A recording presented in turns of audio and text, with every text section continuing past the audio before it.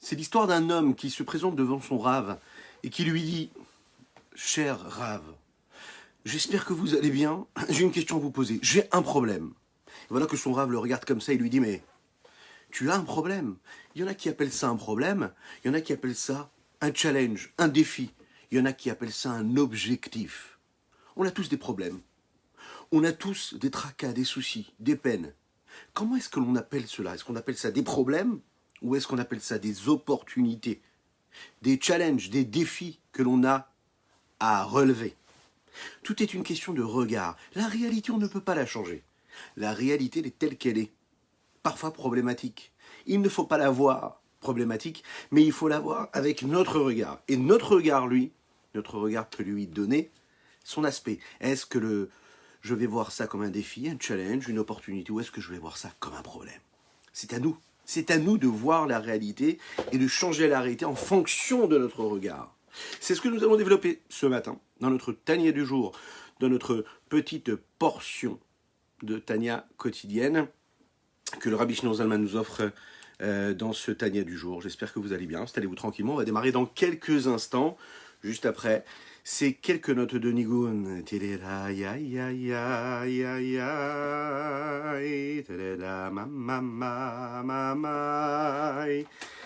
Aïe aïe aïe aïe aïe aïe da di da da da da aïe aïe aïe aïe aïe aïe aïe aïe aïe aïe aïe aïe aïe da aïe aïe aïe aïe aïe da ma ma ma ma ma ma ma ma ma ma aïe aïe ma ma ma da da da aïe aïe aïe aïe aïe aïe aïe aïe Ay ay am ay ay am ay ay ay ay ay ay ay ay da da da ay ay ay ay ay ay am ay ay am ay ay ay ay da da da ay ay ay ay ay ay ay ay da da da am ay ay am ay ay ay ay ay ay ay ay ay ay da da da ay ay ay ay da da da am ay ay am ay ay ay ay ay ay Ay da da da da da, ay ay ay ay ay, ma ma ma ma ma ma ma,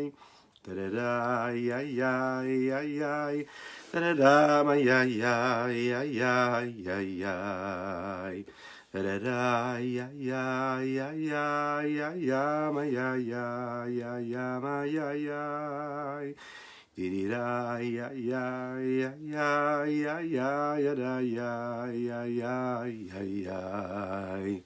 da da da ay ay ay ay ay ay ay ay da da da di da da da ay ay ay ay ay ay ay ay da da da ay ay ay ay ay ay ay ay ay ay ay ay da da da ay ay ay ay ay ay ay ay ay ay ay ay ay ay da da da ay ay ay ay ay ay da ay ay ay ay ay da da da ay ay ay ay ay ay ay ay ay ay ay ay ay ay da da da ay ay ay ay da da da di da ba ba ba da da di da ma ma ma.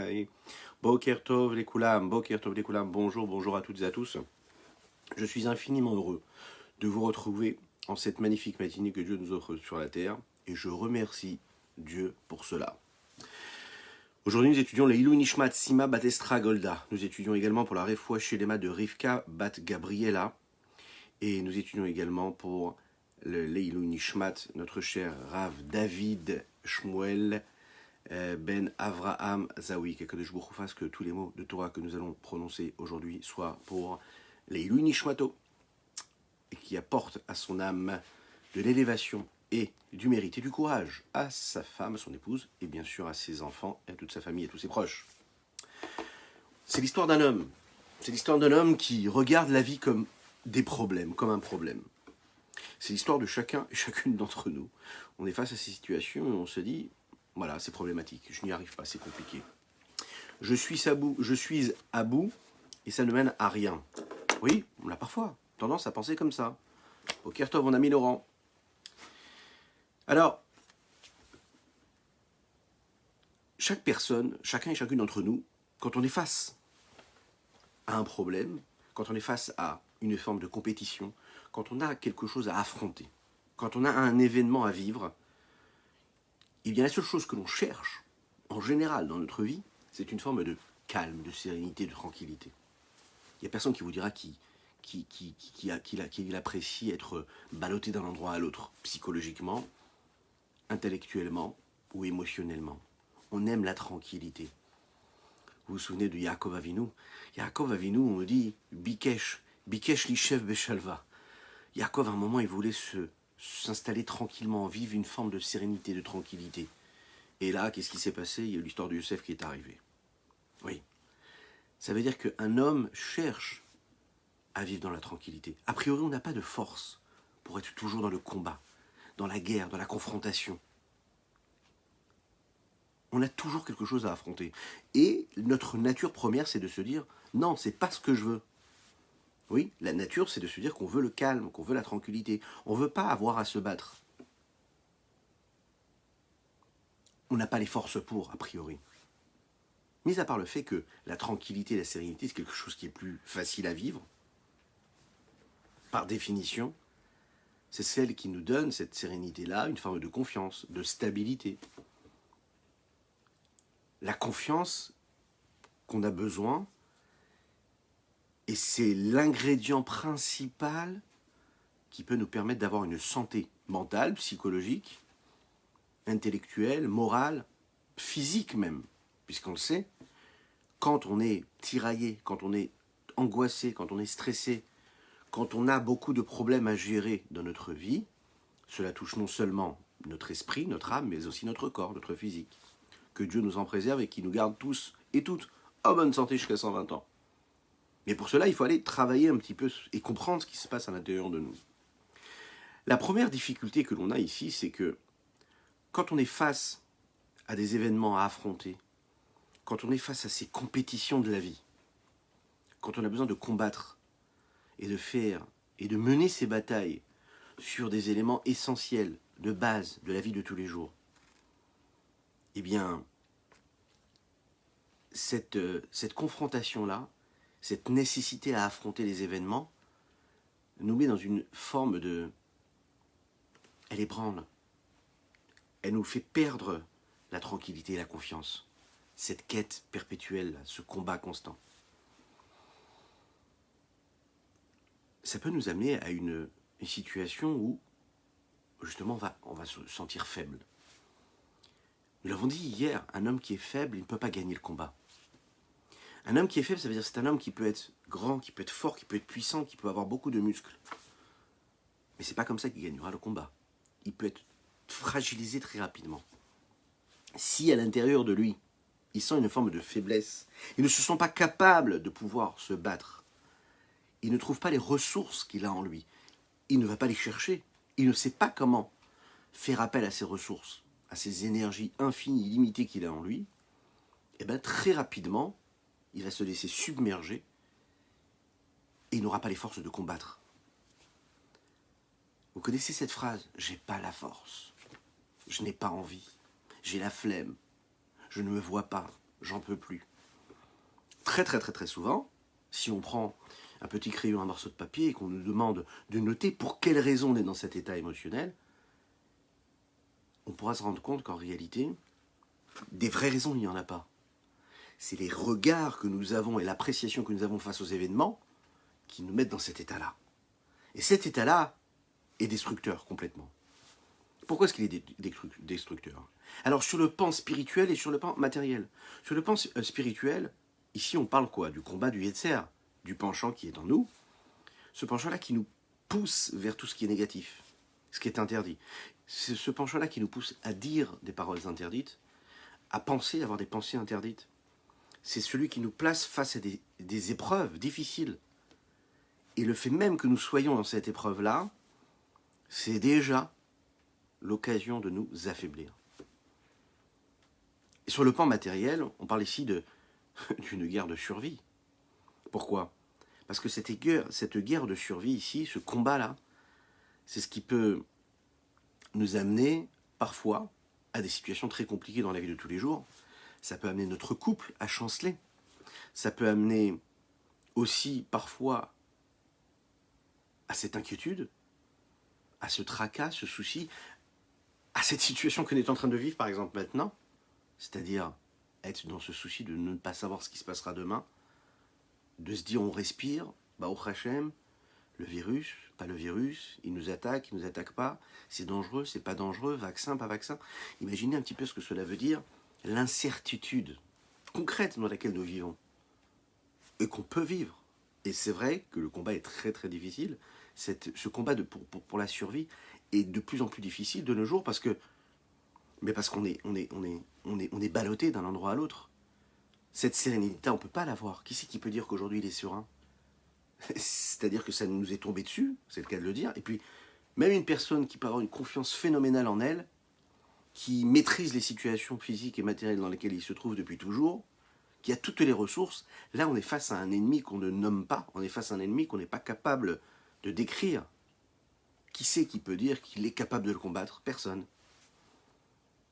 Puisque ça touche toutes les personnes, ça nous touche nous. Vous allez me dire, mais qu'est-ce qu'il nous fait là? Il est en train de nous angoisser. Alors comment est-ce qu'on est capable de voir ici dans la Torah, dans le Tanya, dans la Chassidut, dans la Kabbalah, où est-ce qu'on va aller chercher cette force-là, dans ces moments-là si difficiles, de se dire, j'ai la possibilité de trouver des ressources qui vont me permettre de voir les choses différemment. La réalité, elle est là. Est-ce que cette réalité, je peux la changer? Ben non, je ne peux pas la changer. Mais je peux changer mon regard. Comment est-ce que je vais changer ce regard-là? Comment cette guerre-là, ce combat pour la survie, je vais pouvoir le trouver? Ça nous installe, ça nous pose dans une forme d'inconfort. Et cet inconfort-là, c'est ce qui nous amène le doute. Et ce qui nous amène le doute, c'est ce qui nous amène aussi ce sentiment parfois de tristesse, parfois de déprime, parfois d'abandon, parfois de « je n'y arrive pas, j'ai pas la force ». Imaginez un petit peu toutes les situations, toutes les épreuves, tous les challenges, tous les défis que l'on a à mener dans notre vie personnelle, mais aussi notre vie familiale, dans le couple, avec les personnes, notre cercle social. Ici, le Nourazakan veut nous dire ici que la vie d'un homme, la vie d'un juif, ça doit être un objectif spirituel. Son défi, ça doit être un défi spirituel. Qu'est-ce que ça veut dire? Ça veut dire qu'il n'y a pas de problème. Ça veut dire que le fait de dire qu'il n'y a pas de problème, c'est pas le déni, c'est pas une fuite. Le fait de dire qu'il n'y a pas de problème, c'est pas de dire non, je ne suis pas dans une inquiétude, non, je ne suis pas inquiet. Le Nourazakan va te dire, c'est pas qu'il n'y a pas de problème, c'est pas qu'il n'y a pas d'inquiétude, c'est juste que la façon avec laquelle toi tu vas voir les choses. Où est-ce que tu te poses? Quelle est la bulle que tu vas créer autour de toi? Dans quelle réalité tu vas décider de vivre? Le point essentiel ici, il est de dire que la seule chose qui doit t'intéresser, quand tu te lèves le matin, quand tu es face à ces situations qui se présentent à toi, c'est quel est mon défi? C'est de comprendre qu'en réalité, cette forme de sérénité que tu es persuadé de devoir vivre, c'est pas une sérénité qui va de soi, et c'est pas celle que tu penses que tu dois avoir. La sérénité que tu dois vivre et que tu dois avoir, c'est celle qui provient d'un challenge, d'un défi. La plus belle des réussites, c'est celui qui est en train de grimper cette montagne qu'il a envie de grimper pour pouvoir atteindre son objectif. Celui qui a un rêve, celui qui a le rêve de monter au sommet de l'Himalaya, demandez-lui est-ce qu'il voit ça comme un problème ou est-ce qu'il voit ça comme un défi? Si on décide de vivre la vie telle qu'elle se présente à nous en subissant les événements, alors en effet, c'est des problèmes qui se présentent à nous. Si on décide de voir la vie qui se présente, mais chaque moment de notre journée, chaque moment de notre vie, comme un challenge, comme un défi, comme un objectif à atteindre, bien à ce moment-là, chaque pas que nous allons faire, c'est un pas qui ne sera pas une difficulté, c'est pas j'ai pas la force, c'est je prends toutes les ressources que j'ai en moi pour pouvoir faire le pas de plus qui m'amène vers cet objectif. C'est un regard qu'il faut complètement changer et transformer. Le Admorazaken ici va essayer de nous faire prendre conscience qu'il faut changer notre façon de voir.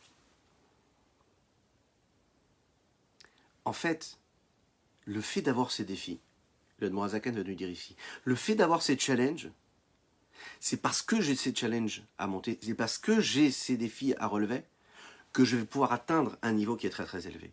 Autrement dit, si on n'avait pas tous ces challenges, si on n'avait pas tous ces défis, si on n'avait pas toutes ces situations à affronter, on n'aurait pas pu et on n'aurait pas eu la possibilité, le mérite d'atteindre des niveaux très élevés. On aurait une vie tout à fait banale. La preuve, une personne qui est en vacances, au bout de 2-3 jours, elle s'ennuie. Vous le savez ça. Une personne qui décide de ne penser plus à rien, de tout lâcher, de tout relâcher. Très très très rapidement, elle tourne en rond et se dit mais j'ai plus de but, je sers à quoi dans la vie? À quoi elle sert cette vie-là? On peut tout vous donner, hein, tous les plaisirs matériels. Très vite, vous allez vous rendre compte que tout ça, ça ne sert à rien. C'est pas de la démagogie de le dire, c'est du réel, c'est du concret. La réussite, le bonheur, il est ailleurs, on le sait. Donc c'est pas le fait de ne pas faire, c'est pas le fait de ne pas être dans l'objectif, dans la quête, dans le combat permanent, qui fait que je suis tranquille. C'est pas ça la vraie sérénité. La vraie sérénité, c'est d'avoir réussi à fixer déjà un objectif, d'aller au sommet de l'Himalaya, et puis de se mettre en route. Et se mettre en route, c'est juste y aller, juste avancer. Donc c'est de détecter, de déceler quel est l'objectif, quel est le défi que je me fixe, et ensuite, comment est-ce que je vais réussir? Le Admorazaken est en train de nous dire, c'est parce que tu as des efforts à faire, c'est parce que tu as un combat à mener, que là, ton objectif s'élève. Donc, sur le plan spirituel et sur le plan matériel, si on commence par le plan spirituel, quand par exemple, le Yetzer Hara, le mauvais penchant, il est là, il me pousse, il m'encourage, il me tente. Il me dit, voilà, allez, commets cet interdit-là. Alors, bien sûr que ça déjà, ça peut me faire chuter. Mais c'est encore plus que cela. Le Yetzer Hara, quelque part, il va entraîner une forme de joie sur le fait qu'il ait la possibilité de me faire accomplir quelque chose de négatif. Quand par exemple, j'ai la possibilité moi de combattre ce Yetzer Hara et de comprendre que si mon mauvais penchant là, il m'amène à quelque chose de négatif, il me pousse à faire quelque chose de négatif, et que à ce moment-là, moi je combats cela, et que je ne tombe pas dans le panneau, j'ai une simra, j'ai une joie qui va complètement se dégager de moi, et que je vais vivre intérieurement, qui va irradier toute ma personne. Parce que j'ai réussi à combattre ce Yetzer Hara qui m'a présenté, qui m'a mis devant une fatalité, devant quelque chose de totalement négatif. Ça va m'amener de la joie. Vous savez que là, par exemple, demain, on va lire les 10 commandements. Et parmi les 10 commandements, il y a un commandement qui s'appelle l'otignov, il ne faut pas voler. Bon, à quel moment on accomplit cette mitzvah-là de ne pas voler? Alors, on pourrait penser qu'à chaque moment de la vie où on ne vole pas, eh bien, à ce moment-là, on est en train d'accomplir ce tzivouï-là, cette recommandation, cet ordre qu'Akadosh Baruch Hu nous a donné, de ne pas voler. Si je ne vole pas et je reste tranquille, oui, ben, j'ai pas volé. Et si j'ai pas volé, j'accomplis cette mitzvah. Voilà que la Gemara, le Talmud, nous dit quelque chose d'autre. Il nous dit que l'accomplissement d'un commandement négatif, qu'est-ce que ça veut dire? Ça veut dire que c'est le moment où j'ai la possibilité de le faire et que je ne le fais pas, que là je l'ai accompli.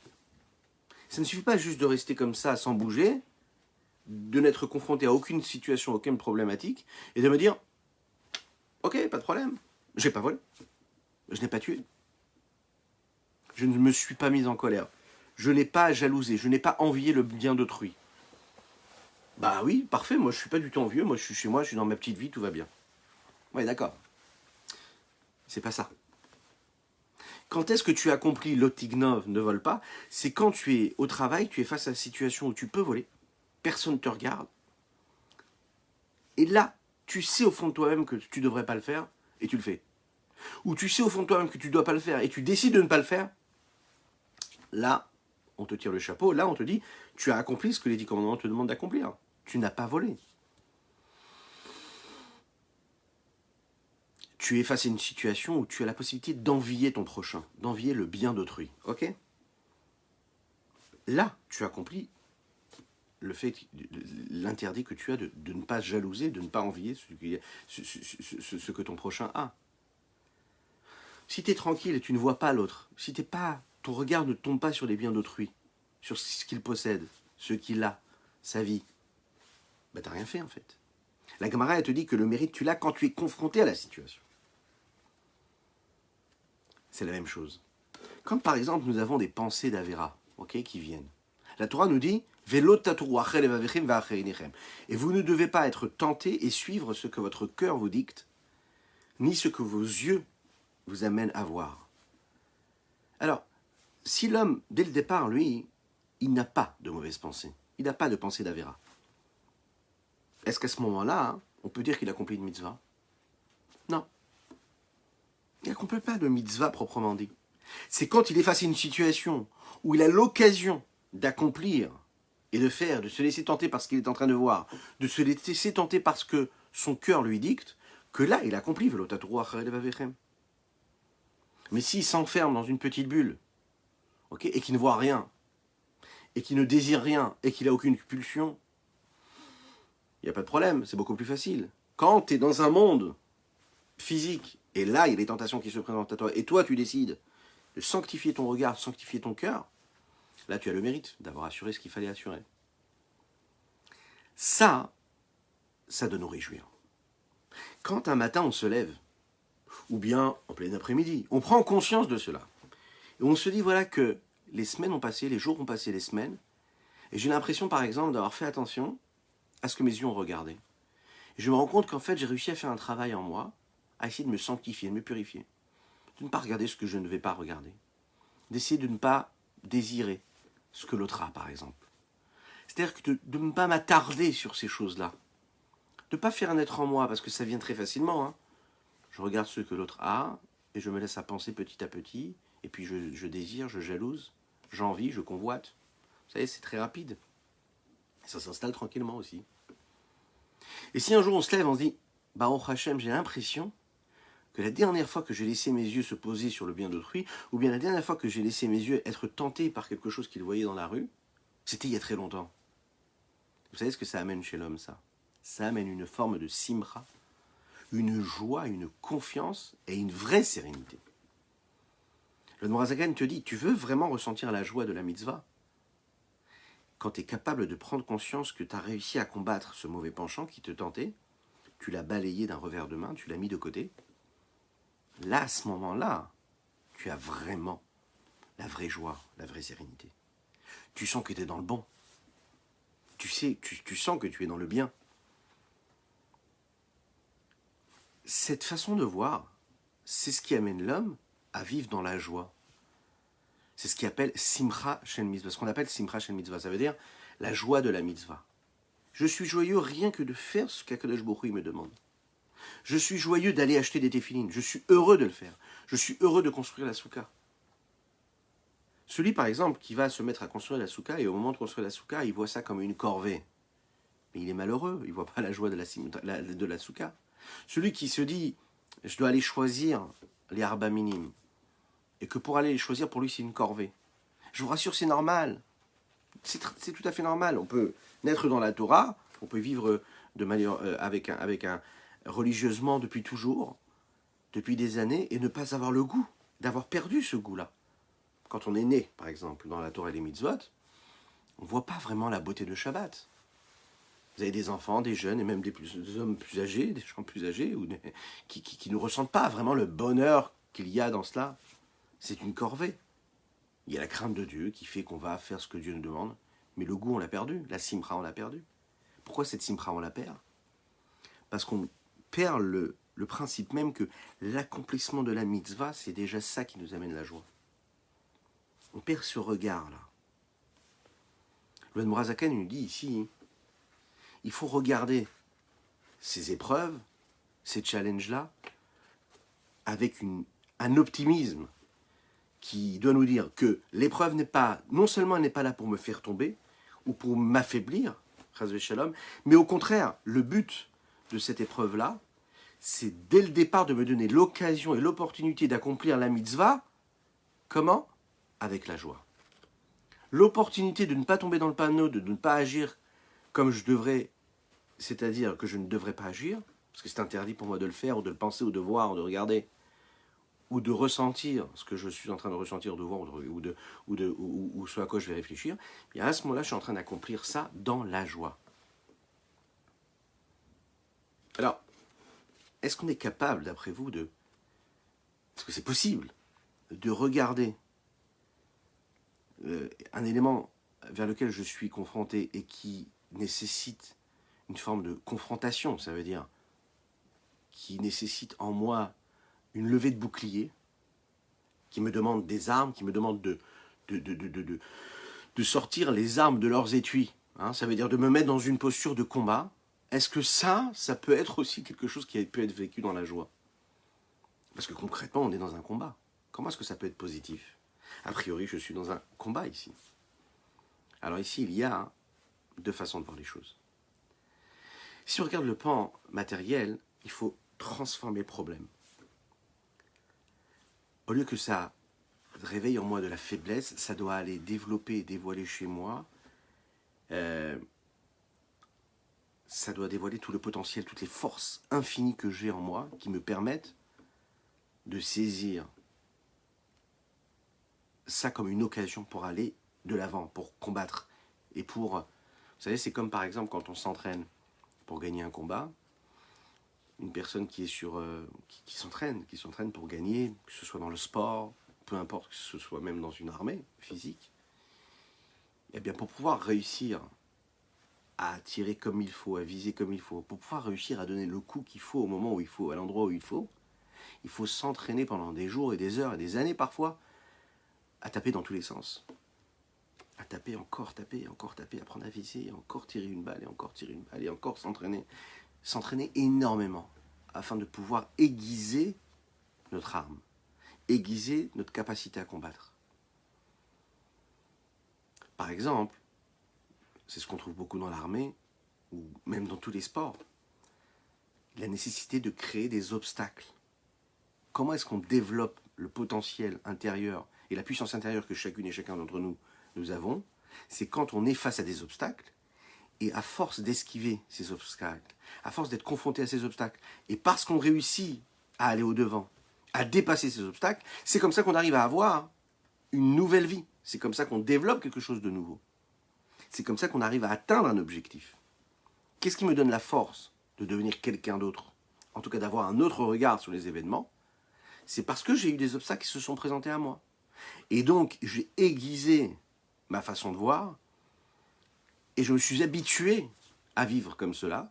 Et petit à petit, j'ai trouvé des armes, j'ai réussi à combattre une fois, deux fois, trois fois, et je suis devenu, le zèle s'est installé en moi. J'arrive à gérer les situations. C'est-à-dire que les obstacles, quand ils se présentent à moi la première fois, eh bien, j'ai trouvé ça difficile. J'ai cherché en moi des ressources qui me permettent de combattre ces obstacles, de passer outre ces obstacles. Et petit à petit, ces obstacles se sont encore une fois présentés à moi. Eh bien, la fois d'après, j'ai eu un petit peu plus de force que je n'ai eu la fois précédente. Et petit à petit, j'ai avancé. Et à un moment, j'ai réussi à traverser ce parcours-là avec facilité. Qui c'est qui va devenir le tireur d'élite? Qui c'est qui va réussir à gagner le combat, qui va devenir le champion de boxe? C'est celui qui va réussir à franchir tous les obstacles, qui vont lui permettre d'aller au bout du bout, et de devenir le meilleur de ce qu'il pouvait devenir. Comment on peut devenir le meilleur de ce que nous sommes, nous? Ouais. C'est quand on va être capable d'affronter les obstacles, non pas avec de la tristesse. C'est-à-dire que quand l'obstacle qui se présente à nous, on n'y voit pas un problème, on voit un obstacle qui me permet d'atteindre mon objectif. Ça fait partie du jeu. On est dans un grand jeu, voilà, dans un grand terrain-jeu. Et ce jeu, il est en nous, le terrain, il est en nous, dans notre cœur, dans notre esprit. Et à chaque fois qu'on est face à une situation, on doit s'armer de courage, se dire, ça n'est pas une épreuve, c'est un obstacle qui fait partie de ce challenge. Allez, comment est-ce que je vais l'affronter? Mais j'ai pas du tout de force, je me vois pas du tout comment affronter cet obstacle. Ben, je vais aller chercher en moi. La première fois, ça va être très difficile. Mais la deuxième fois, quand je vais refaire le parcours encore une fois, ça va être beaucoup plus facile parce que je sais à quoi... Pardon, excusez-moi. Je saurai à quoi m'attendre. Et quand je sais à quoi m'attendre, eh ben, j'avance beaucoup plus facilement. je sais où aller. Alors on l'a dit hier, hein, on l'a dit, il faut faire attention, c'est pas à n'importe quel moment qu'il faut travailler, c'est pas à n'importe quel moment qu'il faut combattre.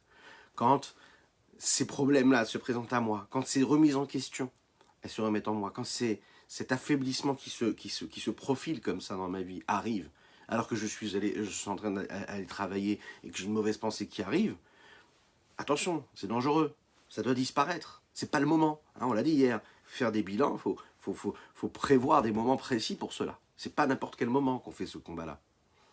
Au moment où tu es sur le combat, tu es face à un obstacle, et ce qu'on te demande, c'est juste de sauter 2 mètres de haut, tu dois pas être là en train de te poser des questions, comment mathématiquement tu dois faire en sorte pour armer ton arme, ou comment est-ce que tu vas, si tu es pilote d'avion de chasse, sur quel bouton tu vas appuyer. C'est pas le moment. Là, ce qu'on te demande, c'est de travailler ton zèle, travailler ta rapidité, travailler tes muscles. C'est pas la même chose, c'est pas la même chose. Si au moment où tu es en train de faire un exercice physique, tu es là à te poser la question, de te dire, mais est-ce que j'ai vraiment compris, comment ça marche, quelle est la théorie de... C'est pas du tout le moment. Donc toi, dans la vie de tous les jours aussi, c'est pareil. Si tu es au moment de prier, et il y a quelque chose qui te vient comme ça pendant que tu es en train de prier, il y a un problème. Si tu as des plaisirs, des désirs, des pulsions qui viennent au moment où tu es en train d'étudier, tu dois essayer de comprendre et de déceler pourquoi est-ce que ça vient là, à ce moment-là. Et si ces remords que tu as, ils viennent t'empêcher d'avancer encore plus, alors là, il y a un vrai problème.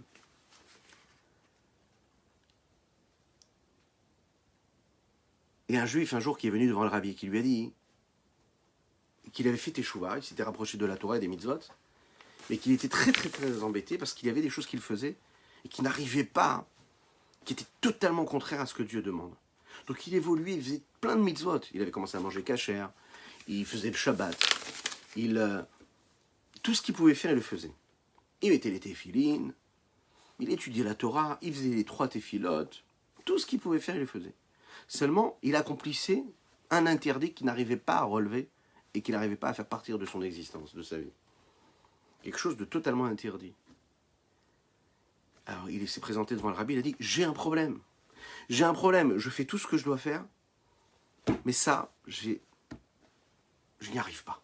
Ça me bloque, ça, j'arrive pas. Le rabbi de Lubavitch l'a regardé avec un grand sourire comme ça, un grand sourire. Il lui a dit, mais tu sais que je suis jaloux de toi? Pourquoi? Je suis jaloux de toi parce que tu as un challenge à relever. Tu as un objectif, tu as un défi dans ta vie. Et ce défi-là, moi, je ne peux pas l'avoir. Toi, tu peux l'avoir. Et c'est une chance pour toi de l'avoir.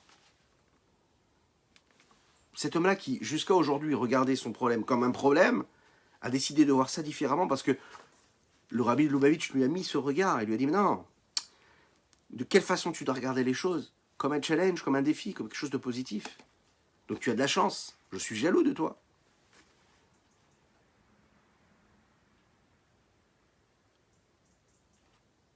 Regardez ce que le Admorazaken nous dit dans les mots. Chapitre 27.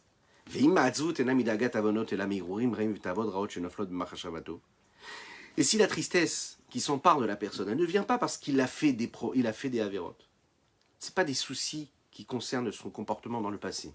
Mais c'est des mauvaises pensées et des plaisirs qui se présentent à lui maintenant, au présent, qui lui disent, il est en train de faire la tefila, en train d'étudier la Torah, et puis elles viennent comme ça en lui. Et elles lui disent, allez, va faire quelque chose de négatif. Ferme ton livre, ferme ta tefila, il va succomber à tes pulsions. Alors, de 2 choses l'une. Si ça vient à un moment où il n'est pas en train d'étudier, où il n'est pas dans un moment où il sert Dieu, mais au moment où tout simplement il est au travail, ou bien il est en train de faire ses courses, il est en train de marcher dans la rue, il est en train de faire son sport, ou Kayevna, ou ce qui peut y ressembler. Adraba, il doit être content de cela. Il faut se réjouir de la part que l'on a. Bien que ça vienne en moi, bien qu'elle vienne dans mes pensées, eh bien moi je les fais partir.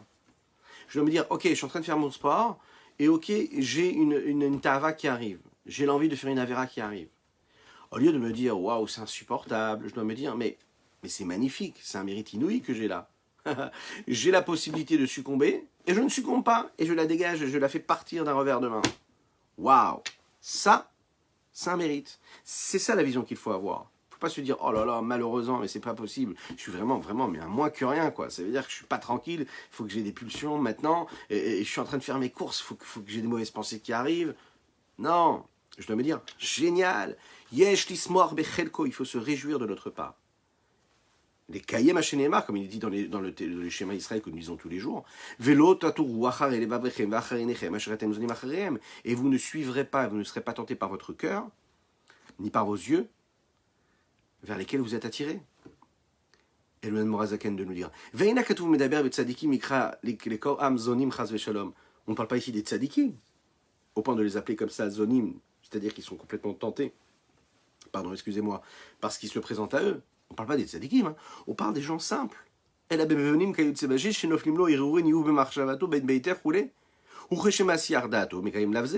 On parle des hommes moyens qui ont des pensées comme ça de Avera, qui surviennent comme ça dans leur vie, et que eux, ils balayent ça d'un revers de main et qu'ils les repoussent.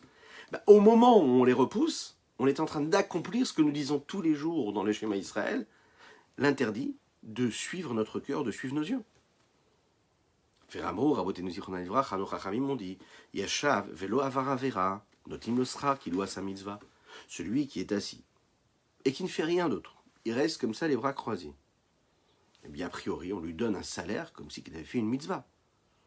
Donc, Ve'alken, Tsarich lismoach bekiyum alav kemo bekiyum mitzvah mamash. Il faut se réjouir de ne pas avoir succombé à un interdit comme si qu'on avait accompli quelque chose de positif. La tentation est arrivée et tu l'as balayée d'un revers de main. C'est comme si tu avais pris une petite pièce dans ta poche et que tu l'avais mis à la tzedaka. Est-ce que vous imaginez un petit peu ce que ça veut dire? Ça, c'est pas évident, ça. Ça, pas tout le monde le pense, ça. Quand on n'étudie pas la chassidoute, pas toujours on le sait. On pense que quand on a une mauvaise pensée, alors ça veut dire qu'on est un rachat. Et là, le Morazaken te dit non. Tu dois te réjouir d'avoir chassé cette mauvaise pensée ou cette envie de faire la vera. Tu dois te réjouir comme si tu avais mis une pièce dans la tzedaka. Comme si tu avais mis tes téphilines. Vous imaginez un petit peu ce que ça veut dire, ça? Mais quand on vit dans cette réalité-là, on est super joyeux. Quand on se lève le matin et qu'on se dit, hier soir, j'aurais pu m'endormir avec une série de Netflix, d'accord? Et je ne l'ai pas fait, j'ai juste fait mon kriyat shema, je suis parti dormir. Ok? Bah, est-ce que je suis un tzaddik? Je suis pas un tzaddik. C'est pas grave, hein, qu'est-ce qu'il y a? Ben non, tu dois te lever, tu dois danser, tu dois chanter, tu dois être heureux. Mais pourquoi tu dois être heureux? Parce que tu aurais pu te mettre dans une situation qui était naturellement celle que tu connaissais toujours, et tu as réussi à ne pas le faire, ok? Eh ben tu dois te réjouir comme si tu t'étais levé et que tu avais mis les téphilines. Tu dois te réjouir comme si tu avais gardé le Shabbat. Et ça, c'est une révolution, ça. Oui, vous pouvez en parler avec vos amis. On doit se réjouir d'une situation où on a repoussé une mauvaise pensée comme si qu'on avait accompli quelque chose qui était une mitzvah positive.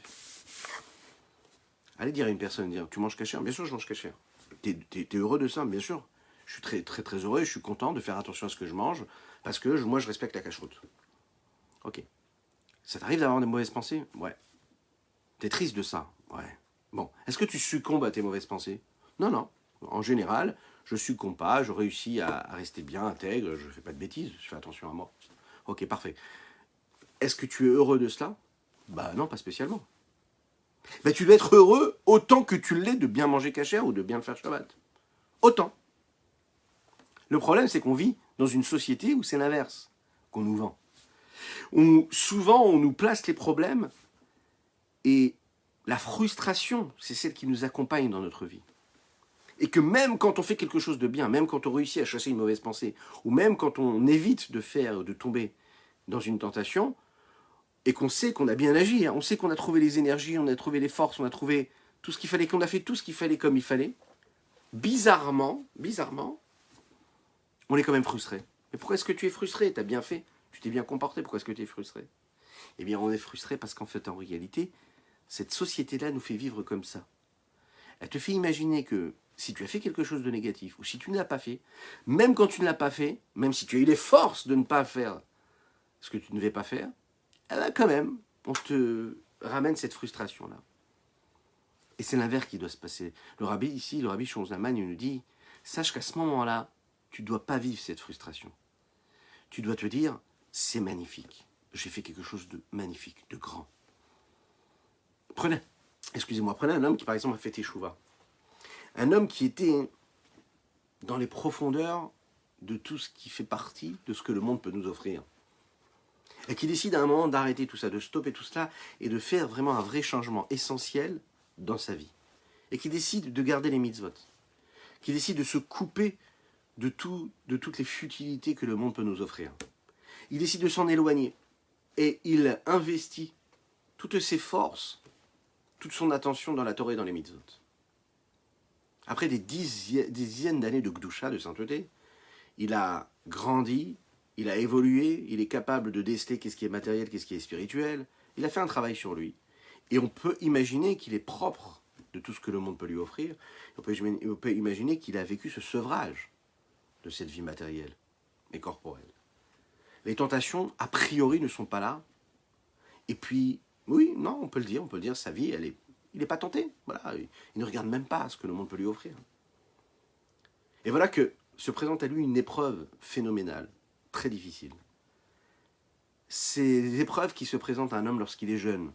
Des épreuves de la vie qu'on peut avoir avant d'avoir fait Teshuvah, par exemple. Alors, mis à part le fait qu'il y ait une difficulté dans cette épreuve, l'homme peut aussi ressentir une forme de frustration et de déception et de tristesse inouïe, parce qu'il va se dire, mais comment après tout ce que j'ai fait, toute la Kedusha, toute la Torah que j'ai étudiée, toutes les prières que j'ai prononcées, comment après ce long voyage de Teshuvah, comment est-ce que moi je peux me retrouver tenté de faire une avéra aussi grave?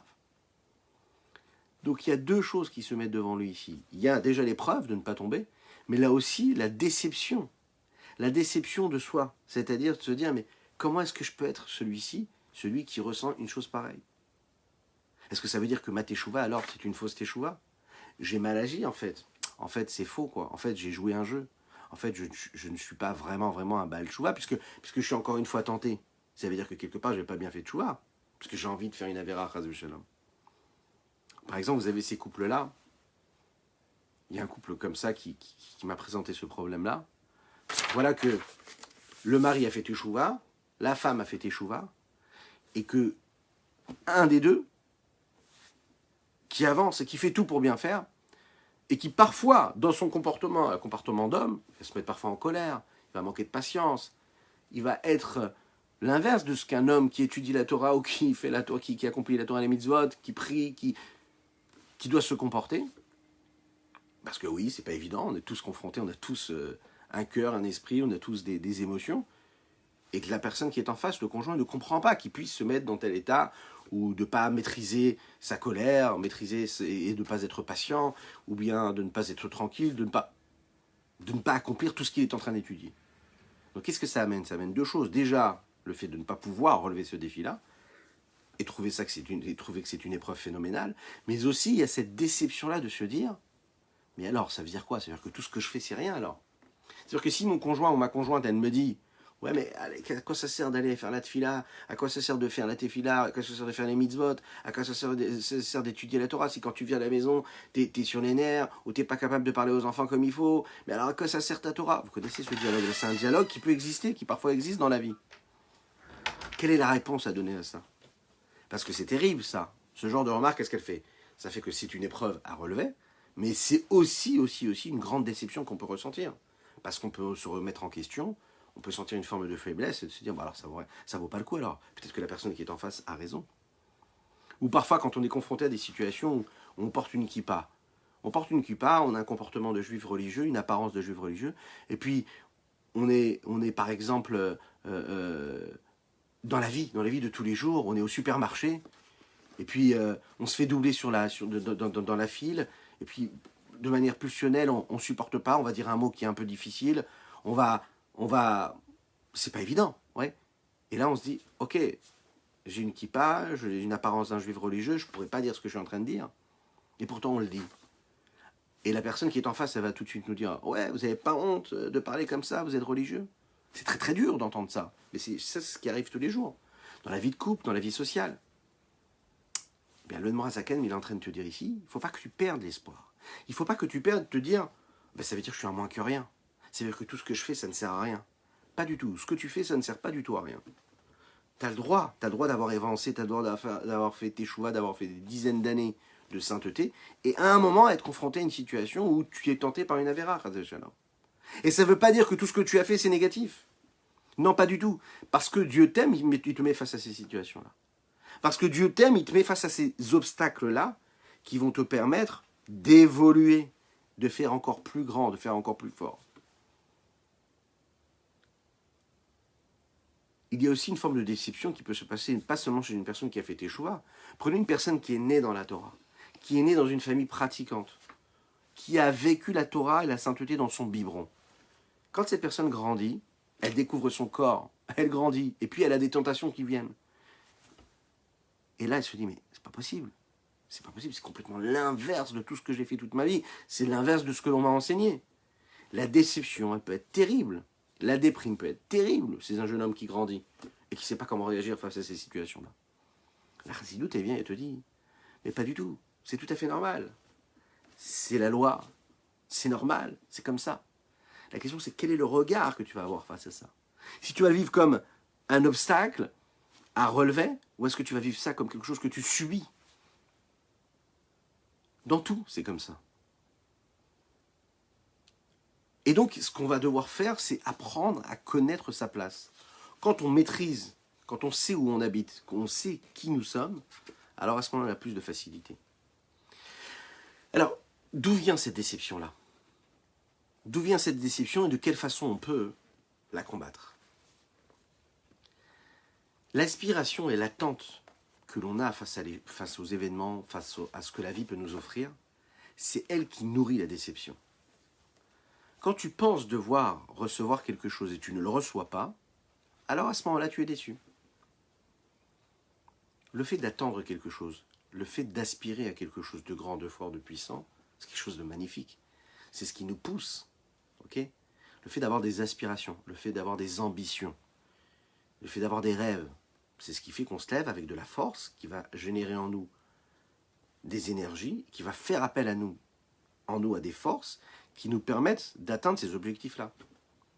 Maintenant, quand on a des objectifs qui ne sont pas réels, qui dépassent la réalité, quand on a des ambitions qui restent des rêves et qui ne peuvent pas se traduire par des actes concrets, qu'on a du mal à rendre réels, alors on l'imagine bien et il faut le savoir que dès le départ, on se met dans une situation où on va vivre de la déception. C'est la raison pour laquelle le Admor Zaken nous dit ici, il faut faire très attention de faire rejoindre la réalité avec les rêves. D'accord?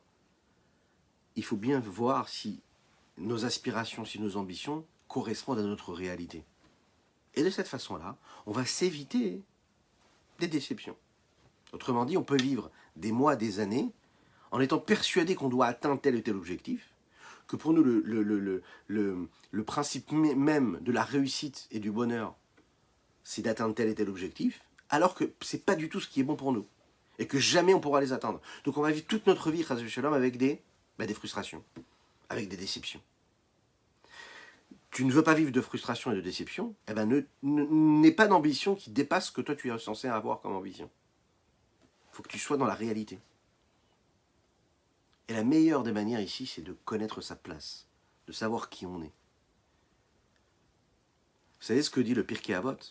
Le Pirkei Avot, le Maxime de nos pères, nous donne 48 façons, d'accord, d'emprunter le chemin de la sagesse. 48 manières, 48 chemins. Et parmi ces chemins-là, il y en a un qui est intéressant. Amakir et Mekomo, celui qui connaît sa place. Savoir qui je suis, savoir qu'est-ce que je suis, savoir quels sont et connaître quels sont mes points forts et mes points faibles, savoir qu'est-ce que je peux avoir comme atout, comme avantage, et savoir ce qui est l'inverse chez moi.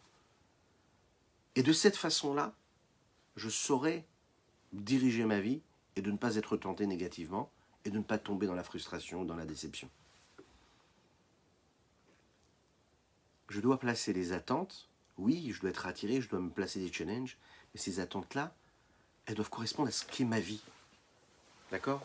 Je ne dois pas rêver d'avoir la vie de l'autre. Je ne dois pas chercher à avoir l'ambition que l'autre a. Je dois faire ce qui m'incombe à moi. Vous connaissez ces personnes-là, et ça arrive souvent. Ces personnes, ça peut être nous-mêmes, hein, parce que des moments de notre vie aussi, on peut être comme ça, mais ça peut être des gens parfois qui subissent ça, qui sont des aspirateurs, comme des ventouses. C'est-à-dire que dès qu'ils rencontrent une personne, ils s'imaginent qu'ils doivent vivre comme cette personne est en train de vivre. Ils voient une personne qui possède telle maison, ils se disent ah, moi aussi il me faudrait cette maison. Ils voient une personne qui a telle et telle épouse ou tel et tel mari, ah, c'est comme ça que moi je rêverais d'avoir mon mari ou mon épouse. Ils voient des enfants qui se comportent comme ça, ah c'est comme ça que mes enfants devraient être. Vous imaginez un petit peu? On est tous un petit peu comme ça, mais il y a des gens chez qui c'est très très présent. Ils sont jamais heureux. Ils vivent dans une frustration, dans une déception permanente, constante. Pourquoi? Parce qu'ils voient toujours ce qu'ils n'ont pas, et ils voient chez l'autre, ou ils voient ailleurs, ce qu'ils... Ils placent ça comme des nouvelles aspirations, comme des nouvelles ambitions. Eh bien, ils ne sont jamais tranquilles. Pourquoi? Parce qu'ils ne connaissent pas leur place. Tu ne peux pas être partout. Si tu as cette aspiration, tu n'auras jamais l'autre. Alors moi, j'aspire à être un très très très grand rave. Magnifique. Pour moi, c'est magnifique. Ok, parfait. Mais en même temps, j'ai une autre aspiration. Hein. Le lendemain, je me lève. Waouh, je vois celui-là, il a une magnifique maison, une magnifique voiture. Je veux la même. Mais comment tu peux avoir les deux? Tu peux pas avoir la même vie, c'est compliqué, tu sais. Tu sais que c'est compliqué.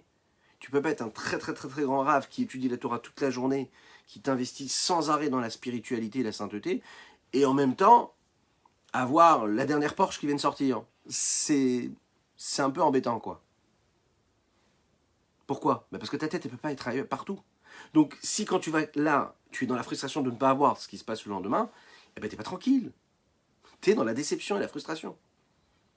Quand tu connais ta place et tu sais ce que tu dois vouloir, eh ben, tu t'épargnes énormément de frustration. Quand tu vas sur la place du marché, quand tu vas au supermarché, quand tu vas à la sortie de l'école et que tu vois telle personne ou telle personne, tu te dis, ok, cette personne, elle est habillée comme ça, elle sort de telle voiture, mais elle, c'est elle et moi, c'est moi. Je ne dois pas chercher à avoir ce que l'autre a. Je dois chercher à être ce que moi je suis, à réussir mon existence, à réussir ma vie, pas la vie de l'autre. Si je commence à avoir les aspirations que les autres ont, vous imaginez un petit peu comment est-ce qu'on est encombré? Et souvent, on est encombré. C'est-à-dire quoi on est encombré? On a tellement de choses à gérer en nous. Et en fait, c'est tellement de frustration qui s'installe dans notre cerveau, dans notre cœur, et puis qui encombre nos émotions. C'est le début du problème. Pas du problème, de la solution. D'être capable de détecter et de comprendre que tout vient parce que tout vient du fait que je ne connaisse pas ma place. Je ne sais pas où je suis. Et l'Admorazaken nous dit ici que le fait qu'on ne connaisse pas sa place, ça vient de quelque chose en nous. Ça vient d'un trait de caractère, ça vient de quelque chose de pas très très très joli, qui s'appelle le gassut arouar. On appelle ça la grossièreté de l'esprit. On appelle ça une forme de fierté mal placée, d'orgueil mal placé, d'être persuadé que ce que je vois chez l'autre, je dois l'avoir, parce que pourquoi lui l'a et pourquoi moi je n'aurais pas. C'est une forme d'orgueil et de fierté mal placée et de fait d'être imbu de sa personne, de vouloir toujours autre chose, d'avoir autant d'ambition et autant d'aspiration. Non, l'ambition, c'est pas positif. Non, les rêves, c'est pas obligatoirement positif. Ça dépend ce à quoi tu rêves. Ça dépend de quoi tu rêves.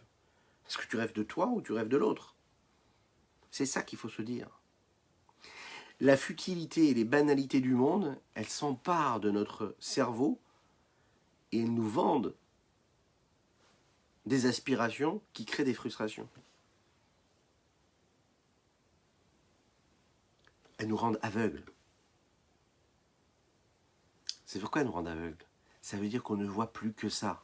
Tu as vu quelque chose chez l'autre, tu as vu quelque chose que tu pourrais avoir, tu as réfléchi à quelque chose que tu pourrais saisir, tu as imaginé ce que tu pourrais devenir, ça s'installe en toi, et ça ne va plus te lâcher, et ça va te rendre aveugle. Tu ne seras plus capable de voir que tout ce que tu as, c'est exceptionnel, c'est juste magnifique. Donc, tu te diras, ah mais j'ai pas ça. Et ma journée elle va être totalement négative parce que je n'ai pas ça. Parce que j'ai dû faire tel et tel effort de plus, alors que mon voisin, lui, n'a pas ces efforts à fournir. Et que ma vie, elle serait 10 fois plus facile si j'avais, par exemple, une plus grande maison, si j'avais une plus grande voiture, et si j'avais la possibilité de partir plus en vacances, etc. Donc, ça crée des frustrations. Ça m'aveugle. Tout ça parce qu'on ne connaît pas ses limites, qu'on ne connaît pas sa place, qu'on ne connaît pas ses points forts et qu'on ne connaît pas ses faiblesses. Michelet, Shlomo HaMelech, le roi Salomon, le sage, nous dit comme ça. Gavat Adam tashpilenu. L'orgueil de l'homme, ok? Et c'est ce qui le soumet, c'est ce qui le fait tomber. Quel est l'inverse de l'orgueil? C'est être complètement soumis, être dans le retrait, être dans la réserve. D'accord? Gavat Adam tashpilenu. 3 mots. Et dans ces 3 mots, il y a l'homme, il y a l'orgueil, et il y a l'abaissement le plus total. Shlomo HaMelech nous dit que quand l'homme vit à travers son orgueil, et que ça crée en lui toutes ses aspirations, tous ses rêves, toutes ses ambitions qui n'ont pas lieu d'être, parce qu'il ne connaît pas sa place, eh bien ça le fera tomber le plus bas, au plus bas de ce qu'il peut être. Ouais. Alors, en 3 points, nous allons voir ici ce que le Admorazaken nous dit ici. Et on va terminer sur ce point-là. Première chose, les conséquences de cette situation, c'est la déception, la frustration et le fait de ne pas se supporter, se trouver nul. Oui, ça nous arrive. Mais pourquoi tu trouves nul? Parce que tu as eu cette ambition qui dépasse ce que tu devrais avoir comme ambition. Deuxième chose, la cause, c'est que tu ne connais pas ta place. Troisième chose, c'est d'où vient cela? Le fait que tu ne connaisses pas ta place et le fait que tu sois déçu de toi. Eh bien là, on l'a dit, c'est la gava, l'orgueil, la fierté mal placée. Être persuadé que cela me revient. Comme ça me revient que je ne l'ai pas, alors je suis frustré. Et donc je suis triste, et donc je suis malheureux. Et donc la vie elle est difficile, et donc j'ai pas la force, et donc je peux pas, et donc j'ai pas envie, et donc c'est pas bien, et donc c'est pas assez. Voilà pourquoi. La solution à cela, le Admorazaken nous dit, c'est complètement l'inverse. C'est l'inverse de l'orgueil.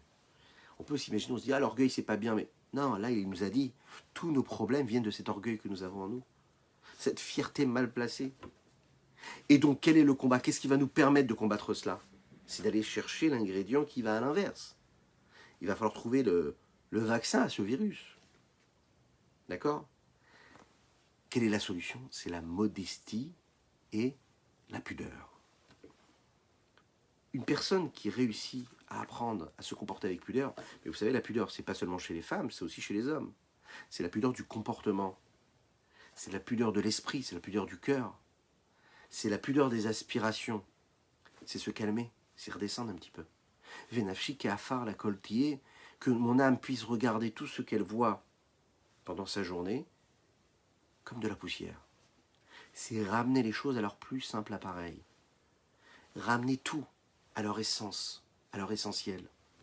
Ramener tout à ce que c'est à la base. C'est-à-dire que la molécule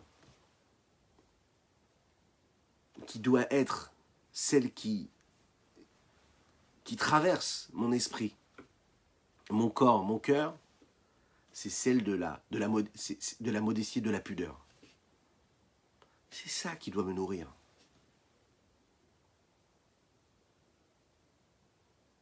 Parce que je prends conscience que tout n'est pas pour moi. C'est pas pour moi. Peut-être que l'autre, c'est sa vie, mais moi, c'est pas ma vie. C'est pas ça qu'on attend de moi. Dieu, quand il m'a créé sur Terre, il m'a créé avec des manquements et avec des plus et des moins. Et je dois faire avec mes limites et je dois faire avec mes avantages. Apprends à connaître ta place et tu feras ce qu'il y a de meilleur dans ce que tu es capable de faire de mieux. Ne cherche pas à faire autre chose. Et en même temps, non seulement tu seras le meilleur de toi, c'est-à-dire la meilleure version de ce que tu es capable d'être, et en même temps, tu ne vivras aucune déception, tu n'auras aucune défaite, et tu n'auras aucune frustration. La meilleure chose qui puisse arriver à un homme, c'est quand il est à sa place. Ça veut dire quoi sa place? Ça veut dire qu'il est à sa place avec ses limites. De cette façon-là, il ne mettra pas sa tête là où il ne doit pas la mettre, et il ne vivra jamais de frustration, jamais de rejet. Qui je suis? Est-ce qu'on est des tzadikim? Est-ce qu'on est des bénonim? Est-ce qu'on est des hommes exceptionnellement bien, bons? Ou est-ce que non? Ou est-ce qu'on doit vivre cette confrontation-là et on doit être affronté, et on doit affronter tous ces obstacles? Alors si j'écoute mon Yetzerara, je vois des frustrations, je vois ce que je ne peux pas être, je vois qu'il m'amène là où je ne devrais pas aller. Et je me dis, mais comment est-ce qu'une personne comme moi peut s'intéresser à des bêtises aussi grandes, aussi fortes? La raison de cette frustration, elle est claire. C'est qu'un homme, il pense qu'il est persuadé de devoir être le tzaddik de la génération. Il y a des communautés qui éduquent leurs enfants, vous savez, à leur dire « Tu dois être un grand dans la Torah. Tu dois être un très très très grand rave. » Toute leur vie, on leur dit ça. Et puis l'enfant, quand il comprend qu'il ne peut pas être un grand dans la Torah, c'est-à-dire un immense rave, eh bien, qu'est-ce qui se passe? Il vit une frustration, une tristesse. Il se dit « Mais alors, j'ai pas réussi à devenir un rave, ça veut dire qu'en fait, on ne m'aime pas. » Vous imaginez un petit peu? C'est pas du tout ça que nous demande la chassidoute. La chassidoute, elle te dit, ne t'imagine pas que toi, tu dois devenir le Moshe Rabbeinu de la génération. Tu dois essayer de faire le meilleur. Tu dois faire ce que tu dois faire toi. Vous vous rappelez cette petite histoire qu'on raconte que Rabbi Zouché d'Anépoli disait, quand on va monter après 120 ans, quand tu auras Mashiach, là, demain, dans une heure, là, ou dans quelques instants, il ne va pas venir nous demander pourquoi est-ce qu'on n'a pas été Moshe Rabbeinu. Il ne va pas nous demander pourquoi est-ce qu'on n'a pas été le Rabbi de Lubavitch. Il va nous dire, pourquoi est-ce que tu n'as pas été toi? Toi, sois toi-même. Mais ça veut dire, va au maximum de ce que tu peux être toi. Pas de tes frustrations, pas des ambitions des autres. Ce que toi, tu peux être. Et toi, ce que tu peux être, c'est quelqu'un d'exceptionnel. En effet, c'est quelqu'un qui peut être un très très grand dans la Torah. En effet, quelqu'un qui fait toutes les mitzvot. En effet, quelqu'un qui ne fait pas les averot. Mais toi, pas parce que tu dois devenir quelqu'un de grand. Ça ne nous intéresse pas, ça. La chassidoute, elle te dit ici, ce que tu dois faire, c'est la volonté d'Hachem. Peu importe ce que tu feras dans la vie, Hachem, il t'aime parce que tu es cette neshama, cette âme divine. Hachem, il t'aime parce que tu fais ses mitzvot. Et que même si tu n'es pas devenu le grand rabbin, eh ben, et que tu es devenu ce que toi tu es, et que tu le fais à 1000%, et que tu es kadosh, tu es saint, tu es pur, tu fais que des mitzvot et tu fais pas d'averot, tu es le meilleur du monde. Tu es le meilleur de ce que toi tu dois être. On ne te demande pas d'être quelqu'un d'autre. Quand tu vis comme ça, tu n'as pas de frustration. Quand l'enfant il entend ça, il n'a pas de frustration. Il est heureux comme tout. Quand on se regarde dans le miroir et on se parle de cette façon-là, on est heureux comme tout. On ne s'imagine pas que notre conjoint ou notre conjointe attendent quelque chose d'autre. Et on ne doit pas attendre de son conjoint ou de sa conjointe quelque chose d'autre. On doit être ce que nous sommes, vraiment, nous. On va terminer ici.